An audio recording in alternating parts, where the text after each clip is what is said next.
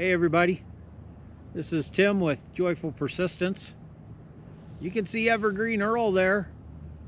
We're here at our local park near our house, just enjoying a nice fall day, listening to the birds in the trees and smelling the pine, and yeah, just embracing life in the land of the living.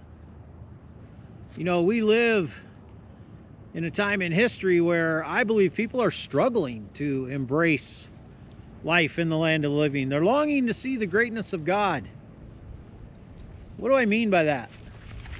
Well, I mean that we as a culture, especially the Christian culture, we've become so caught up in all the drama and the chaos that's going on around us that we've lost sight of joyful persistence. Joyful persistence, you see, only comes from the one who created us and the one who created everything that's in this world. And yeah, I just see people just with so much hatred and so much hopelessness in their lives that they can't pursue joy. You know, John Piper shared some counsel one time that was immeasurably helpful to me.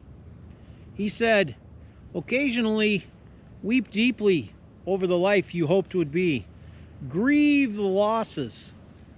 Then wash your face and trust God and embrace the life that you have. Embrace the life that God's given you. You know, we're all called to embrace the life we have, to embrace it as we would a beloved friend, wholeheartedly, with joyful acceptance and not grudging obedience. Embracing means gladly receiving and even welcoming whatever we are given, even when it wasn't the plans we had made. It means being fully present, living in the now, finding joy in the moment and not longing for what is past. Trust God that He is working for our good. Trust Him that He knows what is best for our lives. So here's some encouragement today. If you're feeling weary and disappointed about your life, allow yourself to grieve, to weep deeply, to mourn the loss of what you hoped for. But then after you have lamented, wash your face. Trust God and embrace the life He's given you. Take some time to consider what God told His people when they were wandering. When He said, "Remember not the former things, nor consider the things of old. Behold, I am doing a new thing. Now it springs forth. Do you not perceive it? I will make a way in the wilderness and rivers in the desert." You see, the Lord is indeed doing a new thing in my life and yours as well. And He's making a way in the wilderness and forging streams in the wasteland. We've got to lean into it and embrace it because God is doing something beautiful in each life. Psalm 27:13 says, "I believe that I shall look upon the goodness of the Lord in the land of the living." The land of the living. The life you are living right now. Embrace that life and look upon the goodness of the Lord.